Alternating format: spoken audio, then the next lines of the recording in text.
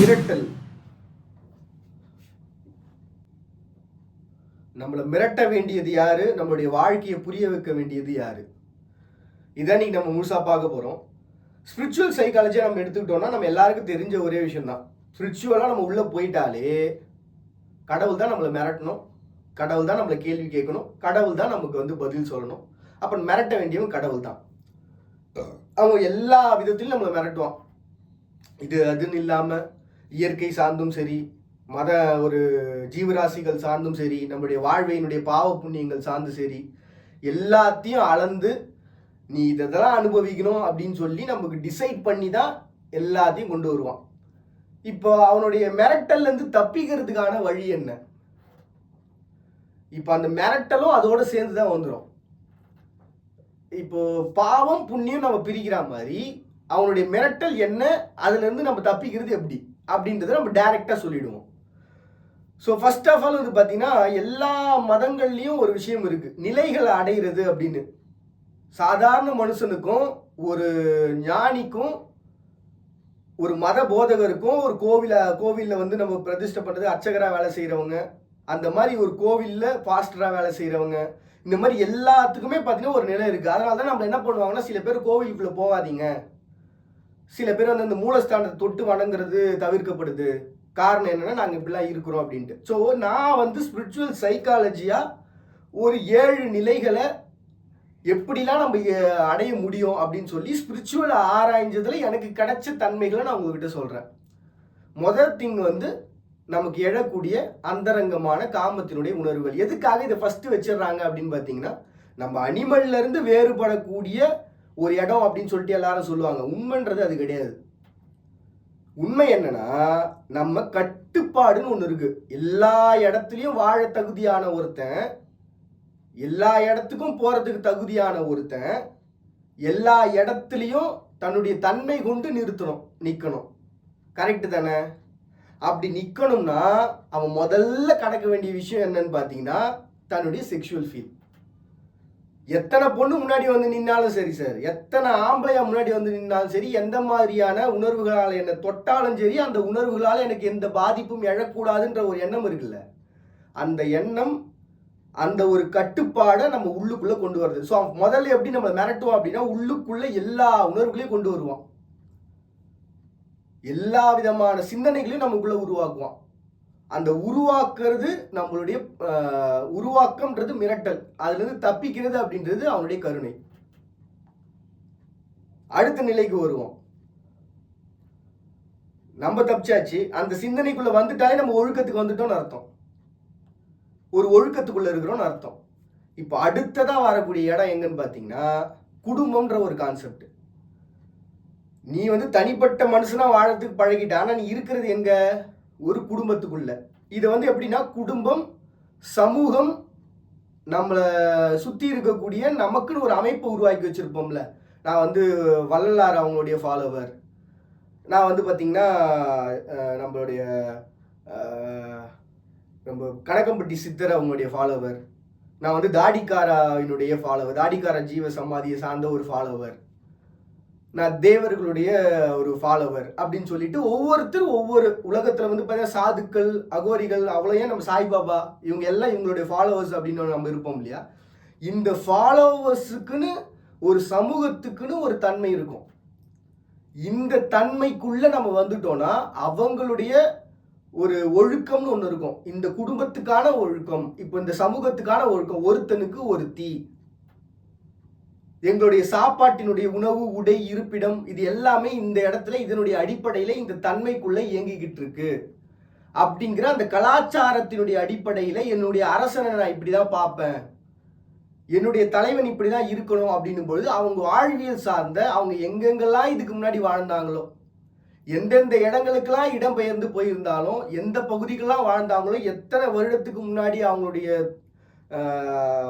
வேண்டுதல் அப்படின்றது இருந்துச்சோ, அந்த வேண்டுதல் வரைக்கும், வேண்டுதலுடைய தொடக்கம் முதல் இன்று வரைக்கும் அத்தனை விதமான சிந்தனைகளையும் நமக்குள்ள எழுப்பிடுவாங்க. அத்தனை விதமான சிந்தனைகளையும் நமக்குள்ள எழுப்பிட்டாங்க அப்படின்னா அந்த சமூகமா வாழறதுக்கான மிரட்டல்ன்றது வந்துடும். அப்போ அத்தனை விதமான சிந்தனைகள் வந்தால் என்ன நினைச்சு பாருங்க, அவ்வளவு சிந்தனைகள் அவங்களோட சிந்தனைக்குள்ள வந்துடும். எப்படி வாழ்ந்தாங்க, என்ன பண்ணாங்க, அவங்களுடைய மாயை முதற்கொண்டு வரும். அவங்க பண்ண எந்த தந்திர மாந்திரீகங்கள் முதற்கொண்டு அத்தனையும் சிந்தைக்குள்ள எழும். அப்போ ஒரு சமூகமா வாழறதுக்கான வழி என்ன அப்படிங்கிறது தான் ரெண்டாவதான ஒரு நிலை. இது மிரட்டல். நமக்கு அத்தனை சிந்தனைகளையும் உள்ள உருவாக்குறது மிரட்டல். அதுல இருந்து தப்பிக்கிறது அவனுடைய கருணை. மூன்றாவதா ஒரு இடம் இருக்கு. சமூகத்தை நம்ம முடிச்சிட்டோம்னாலே ஒரு அரசனுக்கான வாழ்வியல்ன்றது நமக்கு தோண ஆரம்பிச்சிடும். அரசனுடைய வாழ்வியல் சும்மா நினைச்சிட்டீங்களா? ஒரு சமூகத்தினுடைய வாழ்வியல் அப்படின்னாலே நமக்கு அவன் எப்போ வந்து நம்ம ஆண்டவனை வேண்ட ஆரம்பிச்சோமோ, எப்போ அவர் உருவாக ஆரம்பிச்சாரோ அந்த சமயத்திலிருந்து பார்க்க ஆரம்பிச்சிட்டோம். அப்போ மூணாவதா இருக்கக்கூடிய அரசன் நினைச்சு பாருங்க. உலகத்தை கட்டியாண்ட எத்தனை அரசன் இருப்பான் உலகத்தினுடைய மூலையில.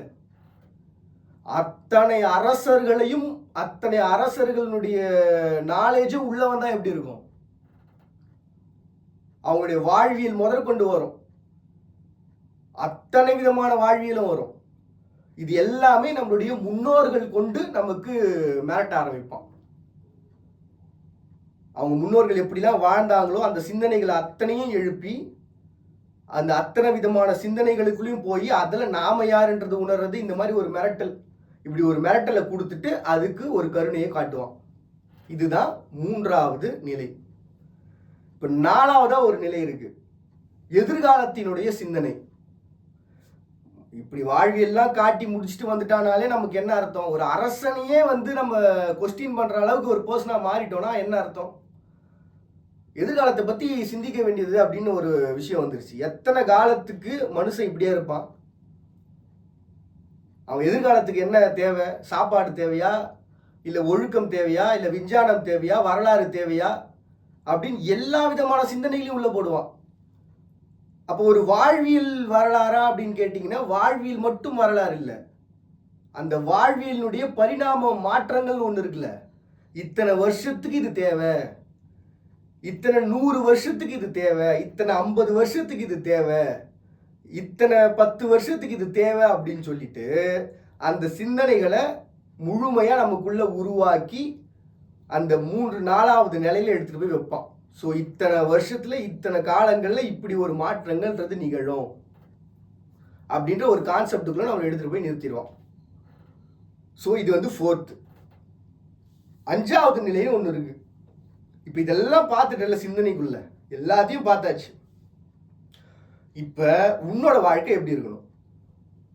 நம்ம முதல்ல வந்து பாத்தீங்கன்னா நம்ம வாழ்க்கை என்னங்கிறத நம்ம யோசிச்சு முடிச்சிட்டோம். ஒழுக்கம்ன்றது வந்துட்டாலே நம்ம வாழ்க்கையை பத்தி யோசிக்க ஆரம்பிச்சிட்டோம் அர்த்தம். ஏன்னா ஒழுக்கம்ன்ற கான்செப்ட்லயே எங்க வந்துடும்னா நம்மளுடைய எதிர்காலம் முதற்கொண்டு சிந்திச்சிருக்கணும். சிந்திச்சாதான் அந்த ஒழுக்கமே வந்து முழுமையடையும். சும்மாலாம் முழுமையடைஞ்சிடாது. அந்த ஒழுக்கமே அப்படிதான் முழுமையடைஞ்சிருக்கும். அப்போ 5வது இடத்துக்கு வரும்பொழுது மறுபடியும் நம்ம வாழ்க்கையில இவ்வளோத்தையும் யோசிச்சு முடிச்சதுக்கு அப்புறமா நம்ம எதிர்காலம் என்னடா அப்படின்ற ஒரு கேள்வி வரல. நம்ம அரசனை கேள்வி கேட்க போறோமா, வாழ்வியலை மாற்ற போறோமா, போராளியாக போறோமா, இல்லை என்ன பண்ண போறோம் அப்படின்னு சொல்லிட்டு 5வதா ஒரு நிலை ஒன்று வரும்.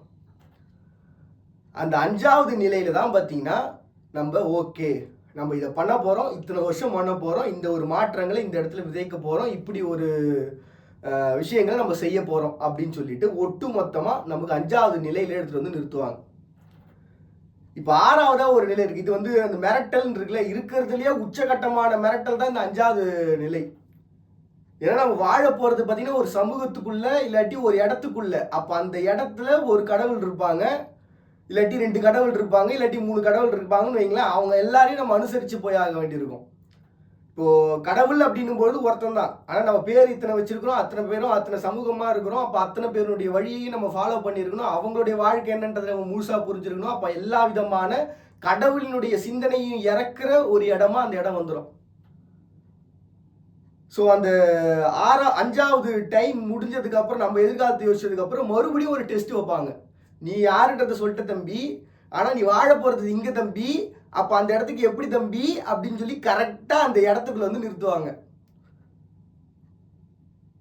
அப்ப அந்த 4th 5th முடிஞ்சதுக்கு அப்புறம் 6வதா இருக்கக்கூடிய இடத்துல நீ இருக்கக்கூடிய இடத்துல இருக்கிற சமூகம் சார்ந்த கடவுள்கள் என்று அவர்களுடைய வணக்கங்கள் இருக்குல்ல, அந்த நம்பிக்கையை அவங்க முழுமையா காட்டுவாங்க. அப்ப இந்த கடவுள் இங்க நீ வாழ அந்த சமூகத்துல இருக்கான், அவனுடைய வாழ்வில் என்ன, நீ எந்த காலத்திலயும் அவனை பார்க்கும்பொழுது மனசால கூட தவற நினைக்கக்கூடாது.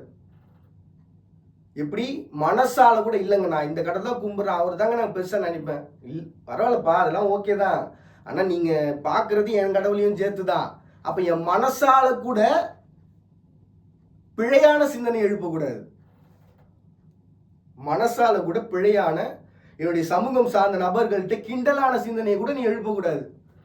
கிண்டலான சிந்தனை எழுப்பக்கூடாதுன்னு சொல்ல. ஏன்னா சமூகம் அப்படின்றது எல்லா விதமான தனிநபரினுடைய உரிமை கொண்டது. ஏன்னா மக்கள் வாழ்கிற சமூகம்ன்றது ஒன்று இருக்குது, ஜனநாயகம்னு ஒன்று இருக்குது. அங்கே வந்து கிண்டல் நம்ம உருவாக்கிக்கலாம். ஜனநாயகம் அல்லாத அரசாட்சின்னு ஒன்று இருக்குது, அங்கே கிண்டல் உருவாக்க முடியாது.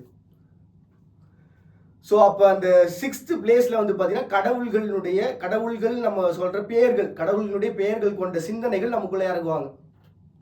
இதுக்கு அடுத்ததாக ஒரு நிலை இருக்குது, 7வது நிலை. ஒரு மாற்றங்கள்னு சொல்லிட்டு ஒன்று விளையுது இல்லை, ஒரு கடவுள் வழிபாடுன்னு ஒன்று தொடங்குது இல்லை. சாய்பாபா முதற்கொண்டு நம்ம கோவில்னு கட்டி கும்பிட்றோம்ல, தாடிக்காரா ஜீவ சமாதி இங்கே இருக்க பக்கத்தில், இந்த சாமி முதற்கொண்டு இங்கே இருக்கு இந்த மாதிரி ஒரு ஞானிகளாக வாழ்ந்தவங்களுடைய வாழ்வியல் முதற்கொண்டு கடவுளாக நம்ம கும்பிட்றோம் பாருங்க, இவங்களுடைய வாழ்க்கை முதற்கொண்டு எல்லாமே அந்த 7வது நிலைக்குள்ள அடங்கும். அவங்க தான் டிசைட் பண்ணுவாங்க. அதாவது என்னன்னா, அந்த இடத்துக்கு நம்ம போயிடலாம், அடுத்தவங்க ஒரு கூட்டம் சேர்ந்து நம்மளை வணங்கலாம், எத்தனை வருஷத்துக்கு வேணாம், எக்காலத்துலேயும் வணங்கலாம் சார். அவங்க கோவிலே இடிஞ்சு தரமட்டமானாலும் சரி, உள்ளே இருக்கக்கூடிய விக்கிரகம் இருந்தால் போதும், இல்லை மக்கள் அவங்கள சேர்ந்து ஏற்றுக்கிட்டா போதும். சில இடத்துல பார்த்தீங்கன்னா எதுவுமே இருக்காது. அவங்க கடவுளுடைய வழி வந்தவங்க சிம்பிளாக முடிச்சிடுவாங்க. நான் இவங்களோட வழி வந்தவங்க, நீங்கள் எங்களுக்கு கும்பிட வேண்டிய அவசியம் இல்லை நான் இந்த போதனையை சொல்கிறவன் தான், என்னை வந்து நீங்கள் கும்பிட வேண்டிய அவசியம் இல்லை அப்படின்னு சொல்லி சில பேர் சிம்பிளாக நிறுத்திப்பாங்க. இன்னும் சில பேர் வந்து இறைவனோட கலந்துட்டேன், என்னை கும்பிட்றதா வேணாமான்ற கேள்விலாம் நான் கேட்காது, நான் இப்படி தான் வாழ்ந்துக்கிறேன் அப்படின்னு சொல்லிட்டு அந்த 7வது நிலைகளை வந்து நின்றுடுவாங்க. இதுதான் அந்த 7 விதமான ஒரு நிலைகளுக்குள்ள வருது. இது 8வதா ஒரு தன்மை இருக்கு, என் வாழ்க்கை என் விருப்பம், பீஸ், ஹாப்பியா எனக்கு பிடிச்ச மாதிரி நான் ஒரு ஹாப்பியான ஒரு லைஃப்ல வாழ்ந்துகிட்டு இருக்கேன். என்னைய நீ எந்த விதமான மாயையை போட்டாலும் அந்த ஒன்றும் பண்ண முடியாது. ஏன்னா என்னுடைய ஒழுக்கம் என்னங்கிறது எனக்கு தெரியும், என்னுடைய மனம் என்னங்கிறது தெரியும். ஒரு குழந்தையினுடைய பார்வையில் ஒரு வாழ்க்கைன்னு சொல்லுவாங்க, சிசு இன்ஃபேண்ட் அப்படின்னு சொல்லிட்டு சொல்லுவாங்க. நீங்கள் ஒரு குழந்தை, சின்ன குழந்தை, பிறந்த ஒரு குழந்தைகிட்ட நீங்கள் எந்த மாயையை போட்டாலும் பலிக்காது. ஒரு குழந்தைகிட்ட எதுவுமே பலிக்காது. அந்த ஒரு தன்மை தான் 8வது தன்மை. இப்போ சம குழந்தையாவே இருந்துக்கலாமா தோணும்ல, அது முடியாதுல, கஷ்டம். ஸோ அந்த 8வது தன்மைக்குள்ள அந்த எதுவுமே பண்ண முடியாது. ஸோ அந்த தன்மைக்கு போகிறது, அதுதான் 8வது தன்மை, குழந்தையினுடைய தன்மை. ஸோ இதுதான் வந்து பார்த்தீங்கன்னா ஸ்பிரிச்சுவலாக நம்மளை மிரட்டுறது, அதுலேருந்து அவனுடைய கருணையை காட்டுறது. நிச்சயமாக அந்த விஷயங்கள் எல்லாமே வந்து பாசிபிள். இது எல்லாமே நடந்த ஒன்று தான், நடக்கிற ஒன்று தான், உலகத்தில் நடந்துக்கிட்டே இருக்குது. ஸோ அவன் என்னென்னலாம் பண்ணியிருப்பான், மிரட்டல் இன்னும் கொஞ்சம் ஹையஸ்ட்டாக போகணும் அப்படின்னா முடியை பிடிச்சி இழுக்கிறது. நீ மற்றவங்களை பற்றி எப்பவுமே உன்னை பற்றி யோசிக்காமல் அடுத்தவங்களை பற்றி யோசிச்சா முடியை பிடிச்சி ஆட்டுவாங்க. உலகத்தினுடைய குடும்பங்களை பற்றி நீ தெரிஞ்சுக்கணும், இல்லை மற்ற குடும்பத்தை பற்றி நீ, ஒரு குடும்பம்னா எப்படி இருக்கணும்னு தெரிஞ்சுக்கிட்டா முடியை பிடிச்சி இழுப்பாங்க, செத்தவங்களுடைய சத்தம்லாம் கேட்க வைப்பாங்க. அப்புறம் நீங்கள் படுத்துக்கிட்டே இருக்கும் பொழுது உங்களுக்கு அனிமல்ஸை பற்றி தெரிஞ்சுக்கணும் அப்படின்னா எந்த விதமான அனிமல்ஸும் உங்களுக்குள்ளே வந்துட்டு போகும், உங்கள் பின்னாடியே சுற்றிக்கிட்டு இருக்க மாதிரி இருக்கும், இந்த ஃபீல்லாம் உருவாக்குவாங்க. அது மாயையில் ஏகப்பட்ட வெரைட்டிஸ் இருக்குது, எல்லாமே வந்து ஒரு மிரட்டல் தான். நீங்கள் அதுக்கு பயந்துட்டீங்க அப்படின்னா அதுக்குள்ளேயே தங்கிடுவீங்க. அது என்னங்கிறத புரிஞ்சிட்டீங்க அப்படின்னா அதுலேருந்து நம்ம எல்லாத்தையுமே கற்றுக்க முடியும். அதுக்கப்புறம் அந்த பாதிப்புன்ற ஒன்ஸ் ஒரு டைம் தான் வரும் அந்த பாதிப்பு. அந்த ஒன்ஸ் ஒரு டைம் வந்ததுக்கப்புறமா நீ புரிஞ்சிக்கலாம், மறுபடியும் வந்துட்டு தான் இருக்கும். அது வித்தியாசமாக மாறி வந்துட்டு இருக்கும், அவ்வளோதான். ரொம்ப இது சொன்னால் ரொம்ப மிரட்டல் மாதிரி இருக்கு, என்னடா நீயே மிரட்டன்ற மாதிரி ஆகிடும். ஸோ அதனால் அந்த விஷயத்துக்குள்ளே நிறுத்திக்கிறேன். ஸோ இந்த மாதிரி உடல்லேருந்து பிரித்து போகிறதுலேருந்து, நமக்கு யாரும் கூடவே இருக்கிற மாதிரியான ஒரு சிந்தனையிலேருந்து, சுற்றி சப்தங்கள் எழுதுறதுலேருந்து, சப்தங்கள் எழும்போது சந்தோஷப்பட்டுக்கணும், கடவுள் நம்மளை வந்து சொல்லி உணர்த்துறான்னு அர்த்தம். சப்தங்கள் எழும்போது நம்மளுக்கு சொல்லி உணர்த்த ட்ரை பண்ணுகிறான். நீ உட்காந்து தியானம் பண்ணுகிற அளவுக்கு நீ வந்து ஒரு ஆள் கிடையாது, நான் உனக்கு முதல்ல சொல்லி உணர்த்துறேன் பாரு எப்படின்னு. நம்ம அதுக்கு கீழ்ப்படிஞ்சு உட்காந்துட்டோம்னா உணர்த்தி சொல்லுவான். இவ்வளோதான் விஷயம். ஸோ இதுதான் வந்து பார்த்தீங்கன்னா ஸ்பிரிச்சுவலாக நம்ம பார்த்தோம்னா சொல்லி நமக்கு வந்து மிரட்டுறது. அது வந்து அடுத்ததான் வந்து பார்த்தீங்கன்னா நம்ம சைக்காலஜிக்கலாக வருவோம். சைக்காலஜிக்கலாக பார்த்தோம் அப்படின்னா எப்படிலாம் ஒரு மிரட்டல் உருவாகும் அப்படின்னா, நம்மளுடைய செயல்பாடுகள் தாண்டி ஒரு மிரட்டல். எப்பவும் போல முதல் நிலை நம்ம வச்சுருது எக்ஸசைஸ், அந்த கான்செப்ட். நம்ம உடலை சரியாக வச்சுக்கல, ஒரு சைக்கிளிங் பண்ணலை, ஓடலை, ஓடியாரலை, நிற்கலை, நடக்கலை, இதெல்லாம் பண்ணிகிட்டே இருந்தோம்னா நம்ம உடல் பாதிக்கப்பட்டுரும். ஒரு சரியான இயக்கம் இல்லாமல் நம்மளுடைய உடல்ன்றது அங்கங்கே பாதிப்புகளை ஏற்படுத்த ஆரம்பிச்சிடும். அடுத்ததாக ஒரு நிலை இருக்கு. அடுத்தவனும் ஒட்டு கேட்கறது. என்னைக்கு நம்ம ஒட்டு கேட்கறத நிறுத்துறோமே அப்பவே நாம யாருன்றதை உணர ஆரம்பிச்சிருவோம். நீங்க ஏன்னா நம்ம எப்பவுமே அடுத்தவங்க வாழ்க்கையை பத்தி யோசிக்கிறது கிடையாது. நம்ம வாழ்க்கையை அடுத்தவங்களை பத்தி யோசிக்கிறது நம்ம வாழ்க்கை கிடையாது. என் வாழ்க்கை என்னங்கிறத யோசிக்கிறது தான் என் வாழ்க்கை. நீங்க அடுத்தவனை பத்தி யோசிக்க ஆரம்பிச்சிட்டீங்கன்னா நான் யாருன்றதை மறந்துடுவோம். இது ஒட்டு கேட்கறது அப்படின்ற ஒரு இடத்துக்குள்ள மட்டும் நிறுத்தாம பாசத்தினுடைய ஒரு உச்சமா வச்சுக்கலாம். ஐயோ குழந்தை ஊந்துச்சு, குழந்தைன்னா உழதாங்க செய்யும், அது எழுச்சி நடக்குங்க, ஒன்றும் அப்படியே ஊந்தே கிடக்காது. அந்த பாசத்தினுடைய ஒரு உச்சம்னு இருக்குல்ல, அந்த பாசத்தினுடைய உச்சம் இந்த மாதிரி பண்ண வைக்கணும் நம்மள. அப்ப நம்ம அந்த நிலையை கடக்கணும். அதை கடந்துட்டோம் அப்படின்னாலே நம்ம வாழ்க்கையை நம்ம புரிஞ்சுக்கிட்டோம்னு அர்த்தம். மூணாவதா ஒரு நிலை இருக்கு, முழுமையான ஒரு அன்பினுடைய வெளிப்பாடு. அது எப்படி இருக்கும்னா, இந்த குழந்தை இந்த வயசுல இப்படி இருப்பான். மோஸ்ட்லி இன்னைக்கு இருக்கக்கூடிய அப்பாக்களுடைய நிலைமை, ஒரு சில அப்பாக்களுடைய நிலைமை, அவன் அப்படிதான் இருப்பான், வந்துருவான். அவன் முன்னாடி ஒரு ரியாக்ஷன் இருக்கும். ஆக்டிங் அப்படின்றது அந்த இடத்துல இருக்கும்.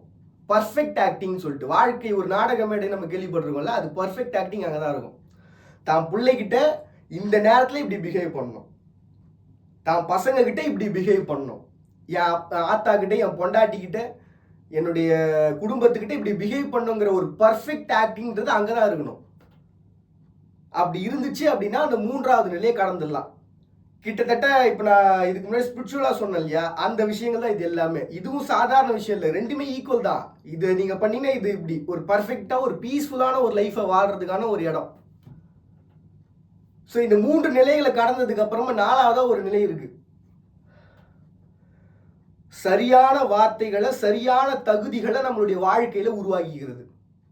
நம்ம மாற்றணும்னு நினைச்சா மாத்திர இடத்துல இருக்கணும்னு பாருங்க, அதுதான் அந்த நாலாவது நிலை. சமூகத்துல நாம் யார் அப்படின்றது உணர்த்துற நிலை. இந்த 5th ஒரு நிலை இருக்கு. அது எப்படின்னா, ஒண்ணு நீங்க போராளியா இருந்து மெனக்கெட்டு ஒரு இடத்தை அடையிறது, இல்லையா நாலேஜ் மூலமா ஒரு இடத்துல அடையிறது. அதனாலதான் பாத்தீங்கன்னா இந்த சில எக்ஸாம்ஸ் எல்லாம் இருக்கும், கவர்மெண்ட் எக்ஸாம்ஸ், நாலேஜ் மூலமா டைரக்டா ஒரு போஸ்டிங்க்கு வருவாங்க, தன்னுடைய உடற்தகுதி மூலமா ஒரு இடத்துக்கு போஸ்டிங்க்கு வருவாங்க. இது ரெண்டுக்குமே அந்த இடம் தான் காரணம். போராளியா இருந்த வாழ்க்கையில ஒரு இடத்துல இருந்து படிப்படியா உழைச்சி உழைச்சி அனுபவத்தினால அனுபவ கல்வி ஒரு பக்கம், இன்னொரு புறம் பார்த்தீங்கன்னா தன்னுடைய ஞானத்தினுடைய ஆற்றல் கொண்டு ஆளுமை ஒரு புறம். அனுபவத்தினால் ஆளுமை, ஞானத்தினால் ஆளுமைன்னு சொல்லி 2 இடத்துல நிறுத்துவாங்க. ஸோ இதுக்கு இந்த 1, 2, 3, 4 இந்த நிலைகள் 5 நிலைகள் அடைஞ்சதுக்கு அப்புறம் அடுத்ததான் ஒரு நிலை இருக்கு, 6வது நிலை. கிட்டத்தட்ட சேம் ஆயிடுச்சா, நம்ம அந்த சமூகம் சார்ந்து அதுக்கு அடுத்தது பார்த்தீங்கன்னா ஒரு அரசன் சார்ந்த ஒரு வாழ்வில் வந்துருச்சுன்னா ஆளுமைக்குள்ள வந்துட்டோமா, அந்த வாழ்விலும் நம்ம கடந்து போகும்போது நமக்கு ஒரு டெஸ்ட் வைப்பாங்க. என்ன டெஸ்ட்னா, நீ எந்தெந்த நாட்டுக்குள்ள எந்தெந்த பர்சன்ஸ் கூட நீ பழக போற, எப்படி கை குலுக்கி வாழ போற, உங்ககிட்ட இருந்து நீ இந்த பண்ட மாற்று முறையை கொடுக்க போறியா, உங்க நாட்டினுடைய கனிமங்களையோ இல்லாட்டி பொருட்களையோ இங்க இருந்து அங்க மாத்தி வைக்க போறியா, இல்லை இந்த நாட்டை வந்து குட்டிச்சவராக போறியா, எதிர்காலத்தினுடைய பாசம், எதிர்காலத்தினுடைய சரியான ஒரு தார்மீக சிந்தனைன்னு ஒன்று இருக்கும்ல, ஒரு பர்ஃபெக்டான டைமிங்ல பர்ஃபெக்டான பிளேஸ்ல பர்ஃபெக்டான இடம் பொருள் ஏவல் அறிந்து செயல்படுதுன்னு வாங்க. அவங்க பார்க்கறதுக்கு ரொம்ப நார்மலா தான் இருப்பாங்க, ஜஸ்ட் சைன் மட்டும் தான் பண்ணுவாங்க. இடம் பொருள் ஏவல் அறிந்து செயல்படுவாங்க. இந்த நேரத்தில் இந்த டிசிஷன் இந்த சமயத்தில் பக்காவா இருக்கும். நாம் ஒன்று நினச்சிட்டு போவோம், அவங்க ஒன்று செஞ்சு வச்சுருப்பாங்க. அவங்களும் இதே மாதிரி தான். ஆனால் அவங்களுக்கு எப்படின்னா அந்த அனுபவமும் ஞானமும் சேர்ந்து இருக்கும், சும்மாலாம் அவங்க வந்துட மாட்டாங்க. ஆனால் அவங்களுடைய டோட்டல் ஹிஸ்ட்ரி நீங்கள் எடுத்து பார்த்தீங்கன்னா ரொம்ப நார்மலாக இருக்கும், ரொம்ப நார்மலாக இருப்பாங்க அவங்க. ஆனால் அந்த டிசிஷன் எடுக்கிற இடத்துக்குள்ள அவங்க போயிட்டாங்க அப்படின்னு பார்த்தீங்கன்னு வச்சிங்களேன், அவங்களோட லைஃபே வந்து நம்ம நினச்சி கூட பார்க்க முடியாத அந்த ஒரு நிலைமைக்கு வந்திருப்பாங்க. ஸோ இந்த இடத்துல தான் அவங்களுக்கு நிறைய வந்து அவங்க வாழ்க்கையில் அந்த சாதாரண ஒரு நிலை இருக்கு பாருங்க, அதுதான் அவங்க வாழ்க்கையினுடைய டெஸ்ட். வாழ்க்கை முழுக்க பரிசோதிச்சிருப்பாங்க அந்த கடவுள், வாழ்க்கை முழுக்க அந்த சோதனையை கொண்டு அந்த இடத்துல கொண்டு போய் நிறுத்துவான் அந்த தகுதிக்கு. அடுத்ததா வரக்கூடிய ஒரு நிலை, இதே சேம் அந்த நம்ம ஸ்பிரிச்சுவலா பார்த்தோம் பாருங்க, அதே கான்செப்ட் தான் இங்கேயும். இந்த உலகத்தினுடைய ஸோ அந்த இடம் பொருள் ஏவல் அறிஞ்சு நம்ம செயல்பட ஆரம்பிச்சிட்டோம் அப்படின்னாலே நமக்கு சரியான ஒரு டிசிஷன் எடுக்க ஆரம்பிச்சிட்டோம்னா நம்ம எதிர்காலத்தை பற்றி முழுமையான ஒரு சிந்தனைக்குள்ளே வந்துட்டு ஜெயிச்சிட்டோன்னு அர்த்தம். அடுத்ததாக ஒரு நிலை ஒன்று இருக்கு இல்லையா, இந்த டிசிஷன் முடிஞ்சதுக்கப்புறம் ஒரு முழுமையாக பீஸ்ஃபுல்லாக இருக்கக்கூடிய ஒரு நிலை. இந்த முழுமையான பீஸ்ஃபுல்லான ஒரு நிலை அப்படின்றது இந்த இடத்துல மட்டும் கொஞ்சம் டிஃபர் ஆகும். இந்த ப்ரொஃபஸர்ஸ்ன்னு சொல்லுவாங்க, சயின்டிஸ்ட்னு சொல்லுவாங்க, அண்டு அதே மாதிரி ஆசிரியர்கள்னு சொல்லுவாங்க. இவங்க எல்லாருமே இந்த இடத்துக்குள்ள வந்துடுவாங்க. தான் எப்படி வேணா இருக்கலான்ற ஒரு எண்ணம் இருக்குல்ல, டாக்டர்ஸு சில பேர்லாம் வந்து அந்த நிலைக்குள்ள வந்திருப்பாங்க. ஏன்னா இவங்கெல்லாம் அந்த ஒழுக்கத்தை தாண்டி கடந்து வந்தவங்களா தான் இருப்பாங்க. அப்படி இருந்தால் தான் அந்த ஒழுக்கமானவங்க. அப்படி இல்லைன்னா இவங்களுக்கும் மிரட்டல் வரும், உசுரே போகும். இதெல்லாம் கரெக்ட், இந்த நிலைகள்லாம் கரெக்டாக இருந்தால் இந்த இடத்துல இது கரெக்டாக நடக்கும். இங்கே இருக்கிற ஒரே பிரச்சனை இது மட்டும்தான். ஏன்னா இங்கே வந்து நான் யார் என்று உணர்ந்து நம்மளுடைய வாழ்க்கையை நம்ம உணர்ந்துட்டோம். ஸோ மிரட்டல் அப்படின்றது இதோட நின்றுது. இந்த இடத்துல என்னன்னா, இங்கே கீழே இருந்து வரவங்க வந்து சரியில்லைன்னா அந்த ஆள் மேலே வரைக்கும் பாதிக்கப்படும். ஸோ ஒரு ஆசிரியராக இருக்கட்டும், ஒரு டாக்டர்ஸாக இருக்கட்டும், ஒரு சமூகத்தில் வந்து பிறர் வாழ தன்னுடைய வாழ்க்கையை அர்ப்பணித்து கொண்ட அத்தனை பேரும் இந்த கடவுள்களுடைய ஞானிகளினுடைய அந்த நிலை தான். நான் சொல்கிறது தான் அந்த கடவுளுக்கு அப்படின்ற அந்த ஒரு கான்செப்டுக்குள்ளே வந்து நின்றுவாங்க. ஸோ அவங்க அவ்வளோ சீக்கிரத்தில் வந்து காட் இஸ் கிரேஸ் அப்படின்னு சொல்ல மாட்டாங்க. கடவுள் தான்மா, நம்ம கூட தான் இருக்கிறார், பார்த்துக்கலாமா அப்படின்ற ஒரு இடத்துக்குள்ள வந்துடுவாங்க. இந்த கடைசியாக ஒரு நிலை சேம் குழந்தையினுடைய தன்மை.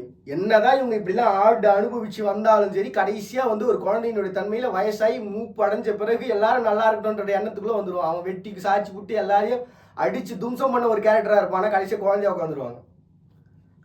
ஸோ இப்போ ஸ்பிரிச்சுவலாகவும் சைக்கலாஜிக்கலாகவும் இருக்கக்கூடிய நிலைகள் என்ன அப்படின்றத நம்ம பார்த்துட்டோம். ஸோ இந்த இடத்துல லைட்டாக ஒரு கான்செப்ட் எங்கேயும் மிஸ் ஆகுது. ஏதோ ஒரு இடத்துல வந்து பிழைகள் எழுற மாதிரி இருக்குது. இது எக்காலத்துலேயும் ஏற்படுற ஒரு விஷயம் தான், அந்த கரப்ஷன்ற ஒரு கான்செப்டாக இருக்கும்.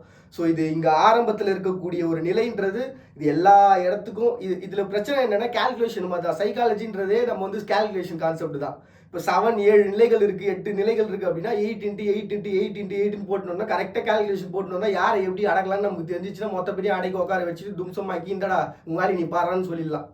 அந்த அளவுக்கு ஒரு கேல்குலேஷன்ஸ்னா ப்ரொஃபஸர்ஸ் இவங்கெல்லாம் செஞ்சாங்கன்னா ஒரு பக்காவாக ஒர்க் அவுட் ஆகிடும். ஸோ ஸ்பிரிச்சுவல் சைக்காலஜி நான் எங்கே கொண்டு வந்து நிறுத்துறேன் அப்படின்னா, நிலைகள் அடைகிறது அப்படிங்கிறது சராசரி மனிதனுடைய வாழ்வியலா அப்படின்னு கேட்டிங்கன்னா நிச்சயமாக கிடையாது. தின்றதுக்கு சோறு இருந்தால் போதும், தினசரி கூலி வேலை நம்ம செஞ்சால் போதும், அடுத்தவங்க வாழனா போதும் அப்படின்ற ஒரு நிலைமைக்குள்ளே நம்ம இருந்தால் போதும்.